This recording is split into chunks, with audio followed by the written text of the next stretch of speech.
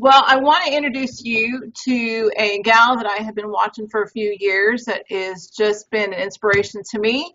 Her name is Lisa Whittle. She has a new book called I Want God that is out. And I just want to read you a little blurb of what stood out to me. She says, God wants to use us too, even when we feel we give him little to work with. It is not for us to decide whether he can use us, even though we constantly try to make that decision. I'm not experienced enough, we say. I'm tainted. I'm not special enough. I don't have that thing others do. I can't speak well. I don't stand out. I wonder how often God wants to look at us and say, hey, thanks for weighing in, but how about I make that decision? So it's awesome. It's an awesome book. I've been reading through it and stuff, but it just stood out to me because, I mean, how many of us as women, as moms, have really written ourselves off and said, you know what, I'm not qualified to do this thing. So pick up that book. But really, I brought her in today to talk to us about teenagers and mothering teenagers. Between us, we've got quite a few teenagers. And we thought, well, let's get us together and see what kind of stuff we can come up with and talk about them. But Lisa, will you do me a favor and just tell us a little bit about yourself, your family, and the work that you're doing? Sure. So let's see. What do you want? Like hat wearing, dinner burning, what? That's all of it. um, yeah. So I'm a Texas girl originally, born into the family of a pastor. So I often say that my longest relationship has been with the church, really, besides the one with my parents. I've just been in the church as long as I can remember, and even before I was in the church. So I have a deep love for the church, and I just I'm kind of tough on us, including myself, because I just know we can be better, and I believe that we're the great hope through God. I mean, God through us, the hope of the world. And so I just have a strong passion for the church. But some of the things I get to do that are cool are be married for 20 years and to my husband Scotty, and he is an amazing guy. Just exactly what I needed. Not perfect, because I don't believe in perfection this side of heaven, but yeah, so we have a good marriage, and then I have my 3 kids that I get to be the mother of, and then we have a bonus son who lives in our home too, so I'm mothering 4, but I mother more than that. I mother my dog, which I'm really fond of, my little dog, so yeah, I mean, just a lot of things, like a lot of the people that are going to be watching it, wearing many different hats as a woman, and so I have great respect for womanhood, because we do a lot. So my work-wise, it's hard for me to even call it work, because it's really just a passion. I mean, honestly, it's not, yeah, I guess it's work. I mean, it is work. When I'm out on the road traveling, it feels like work, but it's a passion, honestly, that drives me. And so I speak just all over and write books. And so, like you mentioned, I Want God. It's a new one. I'm working on another one. So, writing is a great love and passion. Speaking, just God, honestly, and just helping the church and out of the church too, but helping people remember God, remember their passion, find their passion, and then get ready. I just have a real burden and a real passion to help the church get ready. And I just, it's one of the reasons I think I'm here. I believe that. So, yeah, those are some of the things that I do, and carpool and burn dinner for real. And, man, sit in a lot of stands watching football like you. So just all of it. Yeah. And I think that's what I have always loved about you, is because you stay true to yourself. You stay true to the call that God's put on your life, and you throw it out there as, this is who I am. This is who I am really. And there's nothing that's going to change that. And so I think I commend you for that, because it's few and far between anymore. And so if we get more people to, point people back to Christ and, in the church, absolutely. So just encourage you with that. But hey, I wanted to talk to you a little bit, or have you talk to us a little bit about, if I'm going to look in your home, and like we said, we're talking about teenagers and stuff, but I'm going to look in your home. What's the Whittle home going to look like? Oh my. Well, it depends on the day. Yeah. Probably like your home. Yeah. So if you look into my home and you peek in the windows, you would probably see laughter. We do laugh a lot. We laugh. Oh my goodness. I don't know how any family can't not laugh to like make it, but we do. We laugh a ton.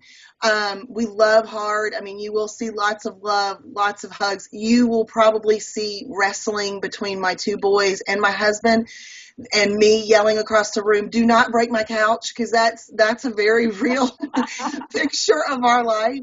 Right. Uh, Dinner, you'll see us eating as we like to eat, and we live in the South. Yeah. You'll see tears. I mean, we cry together. You will see us on our knees in the living room praying. I mean, we don't do it enough, I'll be honest, and this is not like some greeting card hope that, picture. I don't want to paint the wrong one, but we do pray together, because honestly, we can't survive if we don't, and we don't do it enough. But there are times that we just gather and we just get on our knees, and so you'll see the gamut. I mean, crazy stuff, and loving stuff, and messy, and I don't know, the dog running through the house barking. I mean, it's just everything, chaos. Oh, absolutely. Good chaos. Yeah. Absolutely. Okay, that's awesome. So now I want to talk to you about what has been the hardest raising thing. What's the hardest thing about raising teenagers that you feel, that you see? Well, I tell you, the other day I said to someone, I have a 17-year-old son. I think it's funny, we talk about the terrible twos and threes, but no one told me 17 was kind of tough. Yeah.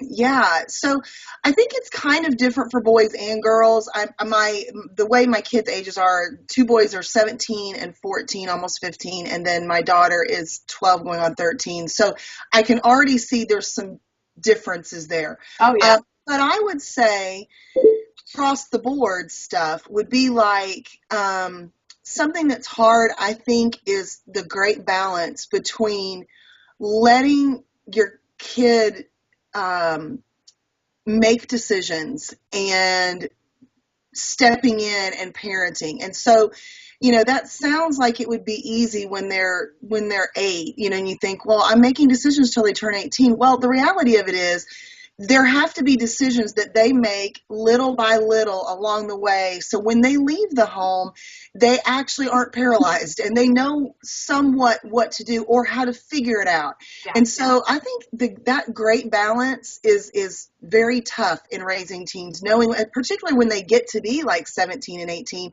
and they are literally 1 year away from being out of your home. Right. I mean, you're literally trying to figure out, okay, I've got to continue to parent you. You don't know everything, but I want to hear your voice, Right. in the respectful kind of way. So that's tough. I think something else that's tough, I was actually talking to my girlfriend about this morning. She was dealing with an issue with her daughter, who's a teen. And I think one of the hardest things is taking ourself and our emotions out of it. And in a way that, like, and I think that's why people are like, kind of get yourself together and make sure that you're as whole as possible. I mean, listen, there's no like perfection on this side of heaven. I really believe it. Like, we can be as whole as we can be here, but like, we're not whole yet until we get to heaven. But, try to work out those issues before getting married and having kids, because the reality, what happens with kids is, especially as they turn into teens, we project a lot of our feelings from high school, and, we kind of go back there with them, and it's great in a relational kind of way, but also we can get in this weird place where all of a sudden we're like, really emoting over their issues when we need to be helping them maneuver through them. And so I think that something that's hard is taking ourselves out of it. And I can already see this is going to play out with my daughter, because she has this sense of style that is all her own. I think it's super cool. It's kind of a bohemian, kind of I don't even really know what to call it, because it's really kind of all over the place, because she's 12. Yeah. Hello. But I can see, like, with her even now, where she'll want to wear something. It's not cute. I want her to wear this other thing. And I'm thinking to myself, you know what? she did this very early on, so I kind of knew what I was getting into. Like when she's 5, I'm like, oh boy, she's gonna have her own sense, right? Right, right. Don't know where she gets it, but I was like, I thought to myself, Lisa, this is about her in the sense of like her creativity and her style. As long as it's modest, which my goodness, she's like over the top modest sometimes. If that's possible, Right. it's a bad problem. It's a really good problem to have, actually. Right. But like, I mean, I've got to take myself out of that and go, okay, that's not my thing. Like, I wouldn't particularly love that, but she's got to be able to express herself like I express mine in clothing, or whatever. And so I think those two things have been pretty tough. Yeah, knowing the balance and then also taking myself out of it and just trying to be the best mom I can be. Yeah. And I know for me, we've got 2 boys and 2 girls, and especially going with the girls, I think I always tell people, boys are so much easier. There's less emotion and less drama attached to that at times. Right. But, I look at my girls, and one's an extrovert and one's an introvert. And even with the boys, it's the same thing. And so where do you go with that? The introvert and the extrovert, it's the same thing. Like you're saying, if she's so extroverted in her style and her, and who she is, it is, as a parent, you have to allow them to be who God's created them to be and express themselves through that. Yeah. Yeah. And also, I mean, we've heard this said, but I mean, it's really true. Every kid is super different. Yeah. We parented them all. I mean, I don't know. I started to say we parented them all the same, but then I stopped and I thought, not really, because yes, standard wise, we parented them all the same. Right. But like, one of them has a personality that's more tender. So we have to watch different ways that we relate to that. And then one of the things I did, you've probably done this too, but I mean, it's something good if parents have little kids to think about. With each of my kids, I right away knew that I needed to figure out what was going to be their biggest obstacle and work as a mom to try to help them through that, like from the tiniest of ages. So I'm like, okay, I could tell from me immediately that my oldest one, his biggest thing was going to be he was going to have to learn to flex. Like he's not flexible. So I'm like, okay, my mom goal for this play, working backwards, is help this kid learn to flex, Yeah. And then like my middle son was taking personal responsibility. I know that I'm going to need to help him learn how to take personal responsibility. So they had 2 different issues completely, but I knew immediately my job for this kid is to help him get over that. And so, those are just some things to think about. That's awesome. That's awesome. Now, talk to me about what's been the most rewarding so far in your parenting and what you've been as a mom to these kids. Wow. Well, I think looking at my 17-year-old now and knowing that something that I wasn't sure when I was younger, I wanted to do so badly was to be a mom, but something I wasn't sure I'd be very good at or know how to do at all, that by the grace of God, somehow continuing to dive into Him, major flaws and all, that we have come 17 years far. Yeah. And I look at Him and I just go, God, this is grace. Because I just didn't know if I'd be good at it, to be honest with you. I'm strong, and I thought, can I be that nurturing, soft mom? And which is sort of like, as all of us as moms know, like it's such a ridiculous thought, but because you get that kid and you're like, you're a sap, you don't have to worry about that. But rewarding wise, the love, the love that I've seen us create as a family, the unity, we got a super cool party at 6 that operates around here. I mean, the unity. And I think for me, because I love conversation, one of my favorite things is questions and get into it. Like I would love to be that person that could like carry on a surface conversation with everybody in the room. Yeah. But that is so not me. I hide from that. But like, you want to get into it. Let's talk about life. Like, I'm your girl. So to sit there with my son, who's 17, and now we're having these cool conversations where I'm like, do you see what I mean about that? And he's like, yeah, Mom, I get it. Or I don't get it. So it's not that we sit there and agree the whole time, but we talk about it, and I can see light bulbs going off, and that by far is like the coolest thing. Yeah. And I think, and what's been really cool is I know it seems like you said, the light bulb comes on, but it's like all of a sudden we have people. Like, they're not Yeah. babies. They're Yeah. not they're not 10, 12 years old, but they become these people that have Right. personalities. And I Right. think that's been cool. And then the other thing is they don't know this now, but really, especially like ours and your guys too, because they're close in age, they're going to be best friends. You can see it. And Yeah. that's probably been the coolest for us is just being able to see that journey that they're going to take and know that, yeah, sometimes they're, on each other's nerves and stuff, but the reward has been really to see their friendship that they come out of this. It's going to be really neat to see. Yeah. But Yeah. hey, That's true. yeah, now give us maybe three or four things that maybe every mom needs when raising teenagers. Maybe, some ideas that would help them as they begin to start raising teenagers or they're in the midst of it. Okay. Yeah. Well, without a doubt, this is not a church answer. This is a life answer. Mm-hmm. Uh, Healthy prayer life. I mean, honestly, Yeah. without it, I mean, I hate to say anything's impossible, but I don't know. I mean, I really think that anything anything like parenting that is such a hard, important thing. I mean, without prayer, impossible. A healthy prayer life is the key. That's number one. Can't get away from it. Sorry if it feels churchy, but it's honestly it's the truth. It's true. It Yeah. is. I agree. I think something really important that moms might not think about or parents would be, I think it's important that we have something else besides our kids that we are passionate about, that we love to do, and that we do. Mm-hmm. Because I've watched some of my girlfriends, and listen, I could get into this into 2 seconds because I am literally obsessed with my kids. I mean, like obsessed is really bad, as we all are with our children. So, but I've seen one girlfriend in particular comes to mind that her daughter, she just like really just dove into everything she did. And she the mom kind of took on everything with her. And that's your tendency to do that. But then when she left, which they do, by the way, but Yeah. that's the goal anyway, right? Right. Right. That it was devastating, and I think it's super important. I don't care whether the kids are little.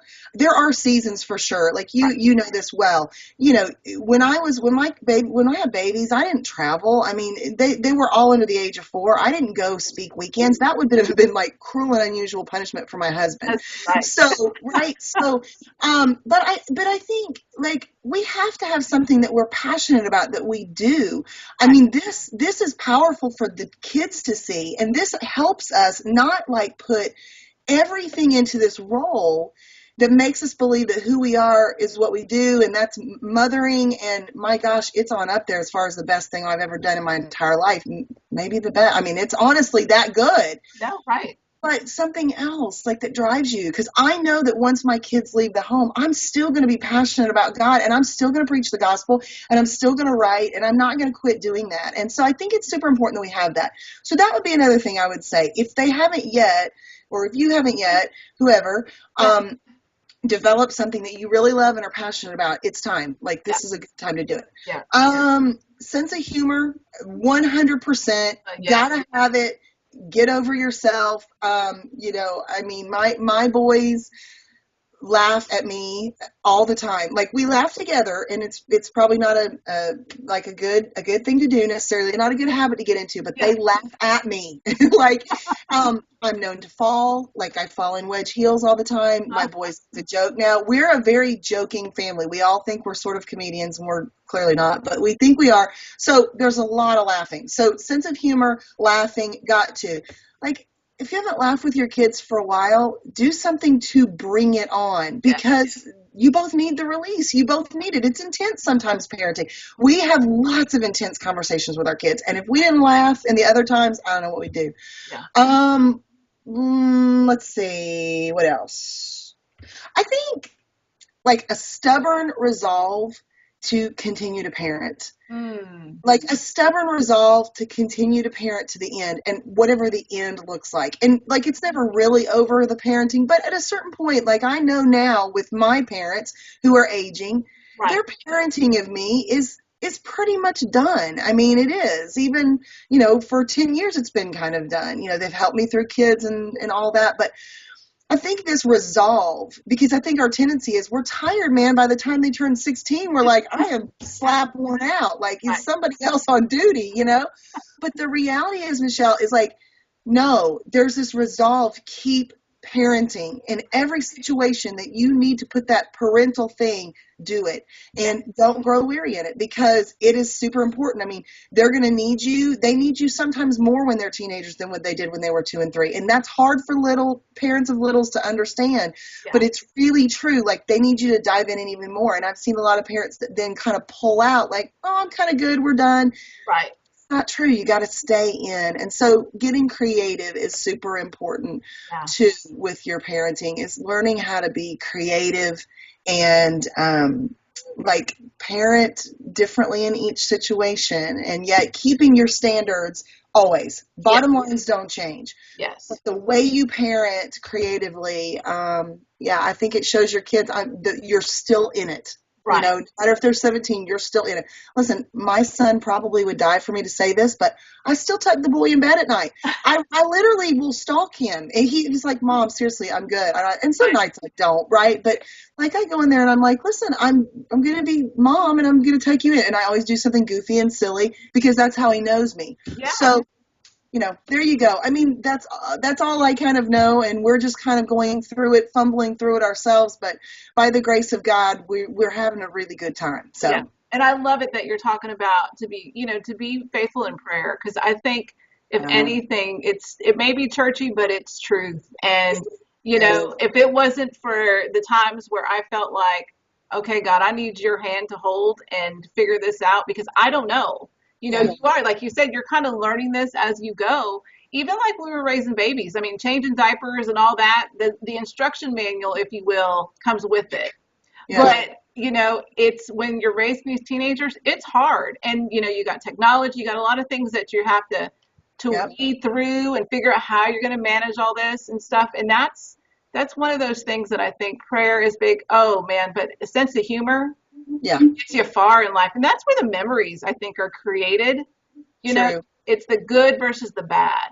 It's the good versus the ugly, because we were all kids. We know our parents lectured us and yelled at us at times, but all of those funny times kind of cover all that up, Yeah, I agree. I mean, and I think too, really though, if you only have intense all the time, which parenting is, there's a lot of intensity, there's a lot of instructional, there's discipline, there's all of that. You have to counterbalance that with not only the love, I think the love, but in whatever way you are goofy or fun loving. Kids respond to that. They want to see you dance around the kitchen or do something that you don't normally do, because it tells them like life is fun as an adult. Right. I've got stuff to look forward to. You know what I mean? Yeah. So we do a lot of that in the home, and wrestle too. Yeah. But you talked about resolve, and that is so true. And I think parenting, let's admit it, parenting teenagers is hard. It is hard.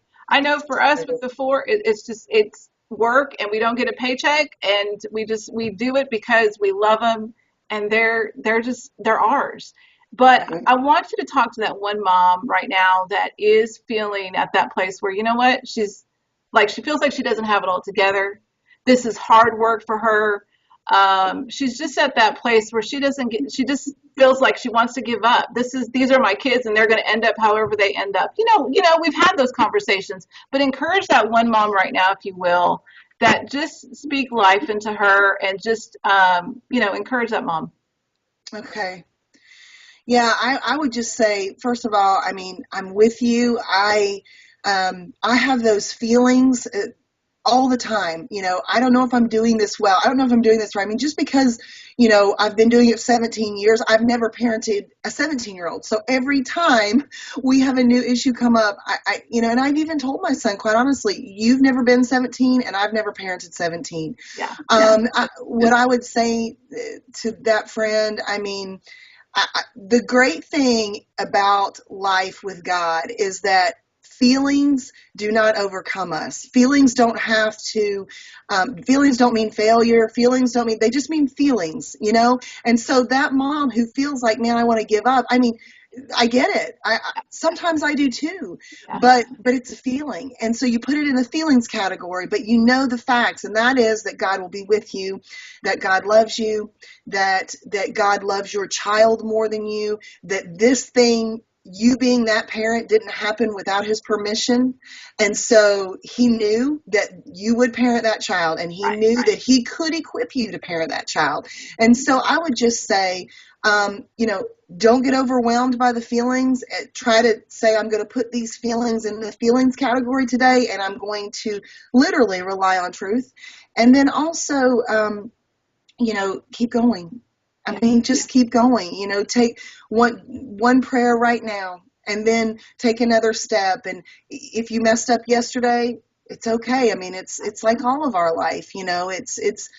This is a new moment, and you can change habits and patterns. And with God, there's always hope. He says in Romans, 5:5, in me you have a hope that will not disappoint. And so many times I cling to that, because I think we hope in a lot of things, but a hope that will not disappoint is in a different hope category. And so I would just encourage that mom. I mean, get on your face and just say, God, I messed up. I got 2 seconds to pray this prayer because I got to go fix dinner, but will you help me? And I've just always found him faithful to do that. That's awesome. Yeah. Well, Lisa, thanks for joining us.